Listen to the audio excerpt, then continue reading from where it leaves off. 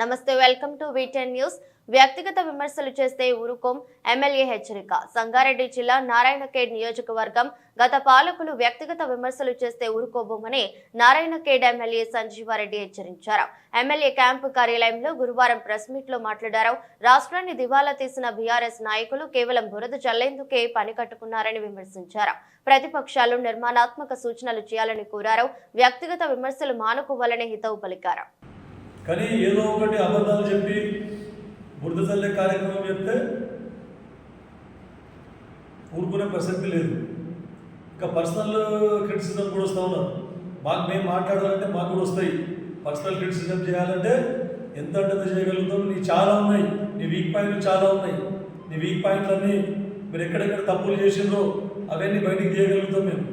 కానీ మేము కేవలం అభివృద్ధి మీద దృష్టి సారించినాం. మీలాగా కక్ష సాధింపు సరేనో కేవలం బురద చల్లే కార్యక్రమము మేము పెట్టుకోలేదు. ప్రతిపక్షంలో ఉన్నప్పుడు కూడా కన్స్ట్రక్టివ్ క్రిటిసిజం పోరాడడం అన్ని ప్రజా సమస్యల మీద. మీరు దమ్ముంటే ప్రజా సమస్యలను పోరాడండి. ఏమన్నా ఉంటే మా దృష్టికి తీసుకురండి. మా తప్పులు 100% కరెక్ట్ చేస్తామని మీరు చేయలేదు. మీరైతే అసలే చేయలేదు. కాకపోతే మీరు చేసిన పాపానికి మేము అన్నీ మాకు ఆలస్యంగా పనులు అవుతా ఉన్నాయి అంతే తప్ప ఖచ్చితంగా అన్ని పనులు చేస్తాం. పర్సనల్ ఏదైతే క్రిటిసిజం మానుకోండి, పర్సనల్ విమర్శ మానుకోండి. మీ తప్పులని ఎక్కడెక్కడ మీరు పొరపాటు చేసినని బయటికి తీస్తే అసలు మీరు తల తీసుకొని బీరువాలో పెట్టుకోవాల్సిన పరిస్థితి ఏర్పడుతుంది. కానీ మేము సంస్కారంగా ఉండి మాట్లాడుతున్నాం. మీరు సంస్కారం లేకుండా సంస్కారహీనునిగా మాట్లాడుతూ ఉన్నాం. ప్రజలు గమనిస్తున్నారు, ప్రజలు ప్రతిదీ అర్థం చేసుకుంటారు, ప్రజలు గమనిస్తూ ఉన్నారు. కాబట్టి ఆల్రెడీ పార్లమెంట్లో ఎలక్షన్లో మీకు గుణపాఠం చెప్పారు. మళ్ళీ వచ్చే స్థానిక సంస్థల్లో కూడా మీకు గుణపాఠం చెప్తారని చెప్పి చెప్తారు. సిఆర్ఆర్ ఫండ్స్లో సుమారు 16 కోట్ల రూపాయలతోనే రోడ్డు శాంక్షన్ చేసుకోవడం జరిగింది గ్రామీణ ప్రాంతాల్లో. ఇంకొక 20 కోట్లకు మనం ప్రతిపాదనలు పెట్టాము. అవి కూడా త్వరలో సిఆర్ఆర్ రోడ్ల కింద శాంక్షన్ అయింది. తర్వాత ఇప్పుడు మళ్ళీ రీసెంట్గా ఎంఆర్ఆర్ గ్రాంట్స్ కింద 30 కోట్లకు పెడితే బడ్జెట్ కొరత వలన కేవలం నియోజకవర్గానికి 15 కోట్ల రూపాయలు రోడ్లు ఇవ్వడం జరిగింది. మిగిలిన 15 కోట్లు కూడా త్వరలో బడ్జెట్ సెషన్ అయిన తర్వాత మళ్ళీ మిగిలిన 15 కోట్లు కూడా ఎంఆర్ఆర్ రోడ్స్ కూడా రావడం జరుగుతుంది. అంటే బీడీ రినివల్స్ గత ప్రభుత్వంలో 10 సంవత్సరాల నుంచి ఒక్కరు కూడా బీడీ రినివల్ పెట్టలేదు. ఒక రిపేర్ చేయలేదు. ఏ రోడ్డు కూడా అధ్వాన పరిస్థితుల్లో రోడ్లు ఉన్నాయి. ఇప్పుడు ఉన్నటికి మొన్న 15 కోట్ల రూపాయలతోనే బీడీ రినివల్స్ చేయడం జరిగింది.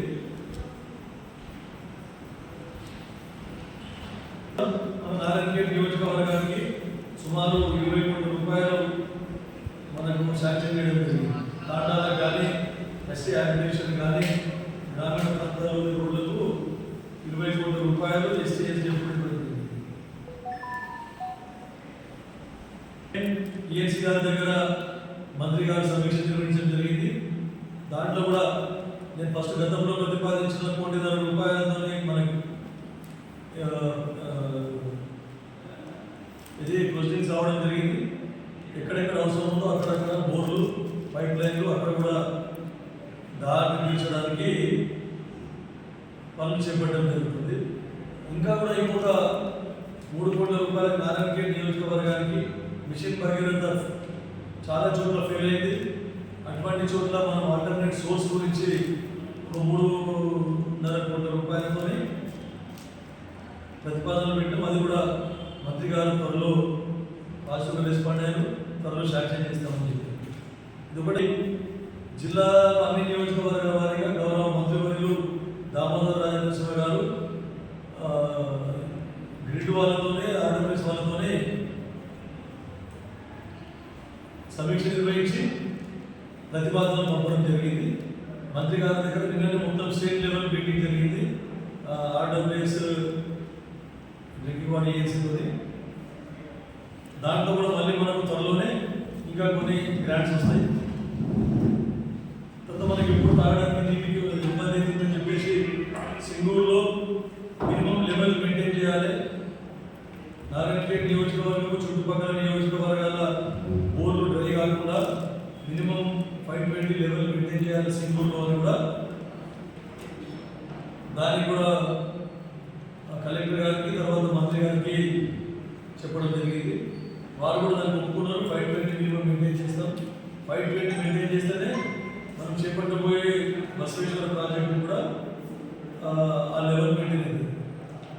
లెవెల్ మెయింటైన్ చేస్తే బసవేశ్వర ప్రాజెక్టు ప్రవేశపెట్టింది. సిఎండి గారితో మాట్లాడడం ఫైనల్ రెడీగా ఉంది. నారాయణఖేడ్ నియోజకవర్గంలో గత 10 సంవత్సరాల నుండి బైఫర్కేషన్ లైన్స్ కానీ ఇతరత్ర ఇలాంటివి చేపట్టలేదు. కాబట్టి మనం ప్రభుత్వం ఏర్పడడం కొత్తగా చాలా బ్రేక్ డౌన్స్ అయినాయి. దాన్ని కరెంట్ డిపార్ట్మెంట్ 4 సార్లు రివ్యూ చేసి కాంట్రాక్టర్ల నిర్లక్ష్యం వల్ల తర్వాత అధికారుల నిర్లక్ష్యం వల్ల గతంలో ఉన్న నాయకులు పట్టించుకోలేదు.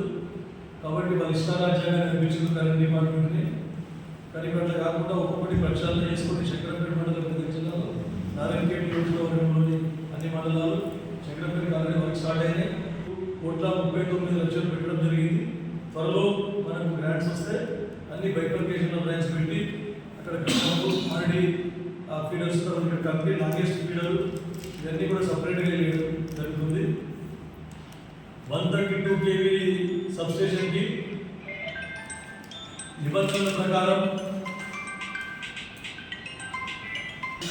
అదే బేసిస్ మీద ప్రతిపాదిస్తే మొన్న ల్యాండ్ చూడడం జరిగింది.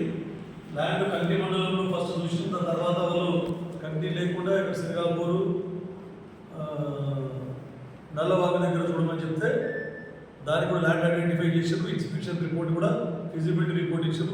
కరెంట్ సమస్య కానీ దాన్ని కూడా చెప్తాం. తర్వాత ఇప్పుడే ఆర్టీసీ భద్రతా వారోత్సవాల్లో కూడా పాల్గొనడం జరిగింది. వారి సమస్యలు నా దృష్టికి తీసుకొని వస్తే కొన్ని నెరవేర్చింది ఈ ప్రభుత్వము. కాంగ్రెస్ ప్రభుత్వం రేవంత్ రెడ్డి గారి ప్రభుత్వం ఏర్పడిన తర్వాత కొన్ని సమస్యలు తీర్చడం జరిగింది. మహాలక్ష్మిలో భాగంగా మహాలక్ష్మి స్కీమ్ వలన ఆర్టీసీ లాభాల బాటలో పట్టింది. తర్వాత పొల్యూషన్ కంట్రోల్ గురించి కరెంటు బస్సులు కూడా ఇవ్వడం జరుగుతుంది. త్వరలో నారాయణఖేడ్ 14 బస్సులు అలాట్మెంట్ చేయడం జరిగింది ఈ ప్రభుత్వం వచ్చినాక. ఇంకా కూడా 25 బస్సులకు ప్రతిపాదన పెడితే ఇప్పుడే మంత్రి గారు కూడా పాజిటివ్గా స్పందించారు. బస్సులు రాగానే త్వరలో ఇస్తామని చెప్పింది. ఎవరు కొడుతున్నందువల్ల అక్కడ కూడా రిక్రూట్మెంట్ చేసుకుంటామని చెప్పారు.